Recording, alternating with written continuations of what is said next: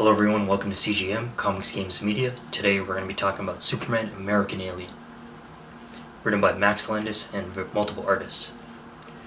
Superman American Alien is a coming-of-age story of Clark Kent. It goes through the various stages of his life, as a kid, to a teenager, to a college student, to a young adult. This isn't a Superman story. This is a Clark Kent story. Sure, Superman is in the book, but this is not what this book is about. A lot of people will say Superman is a boring character, he's overpowered, he's an alien, he's not relatable. And granted, I have said that in the past as well, and I still feel that is a problem with some of the ongoing titles because I just have an issue with seeing Superman get hurt from the atomic skull, but then having the strength to move planets. So that is an issue with me, but in this story, Max Landis, he does take some liberties here, and he makes Superman a little bit weaker and more vulnerable.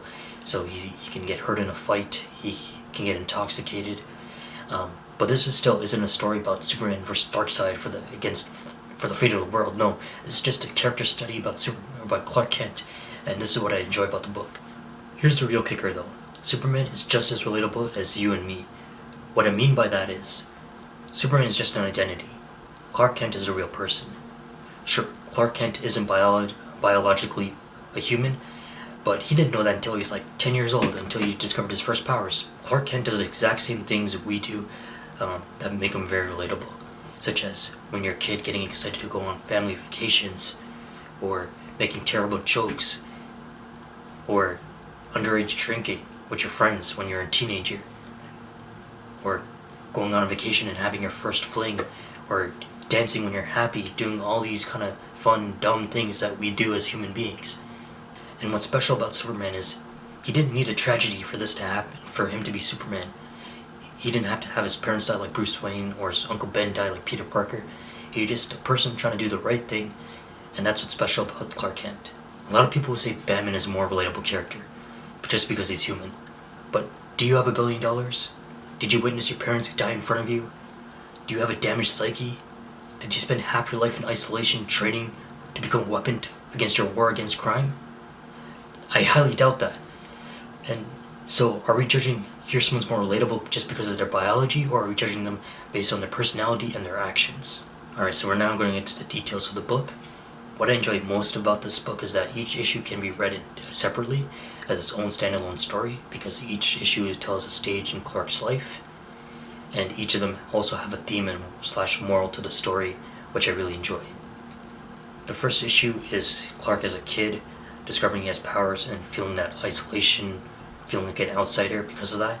And it also establishes the father and son relationship between him and his dad.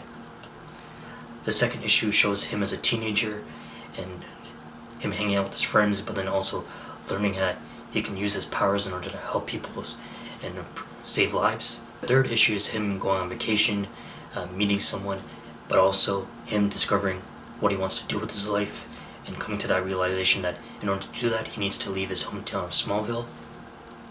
The fourth issue deals with Clark working his first job, but also learning that there needs to be a symbol of hope for people. This also leads into the fifth issue as well, that people want someone to look up to who's a good Samaritan, who will stand for what they believe is right. The fifth issue also deals with your rivals and trying to overcome the problems and obstacles that you face. The sixth issue is about your friends, whether that's goofing off with them, having a heated debate, an argument with one of them, or if it's lack of communication because they've been preoccupied with a bunch of other things, or long distance, or just being worried about them or their concern and safety, because if your friend is Superman and you're seeing him fight a bunch of like aliens and supervillains, you would probably be worried as well. And lastly, the seventh issue, this is more about him realizing that Krypton is gone, but he's not alone, because I'm not from Krypton, I'm from Kansas. So as you can tell from these issues, there is most likely one thing that you can find relatable from your life compared to Clark's life here, which again proves my point for why I think Superman is a relatable character, because you and him experienced almost the exact same things. The only negative I have is that in the trade format, going from issue to issue, the art styles don't transition well between each other. Overall, this is a fantastic coming-of-age story and a great character study of Clark Kent. I would highly recommend this to any Superman fan, or they already most likely have it though because I'm kind of late to reviewing this. I would also recommend this though to any Superman naysayer though, just because this might sway your opinion on the character and change your perspective of how you see the character. And if you're a fan of any other DC characters, again, I recommend this because there's some great cameos and appearances that show up here, and there's some hilarious interactions between the characters, especially issue 3, well, and in my opinion. Anyway, those are my thoughts on Superman American Alien. I hope you enjoyed it. Let me know your opinion in the comments below, whether or not you've read the book, or what your thoughts on Superman, if you like him as a character, or if you think he's boring, and tell me your reason why. And as always, guys, thanks for watching, and have a good one.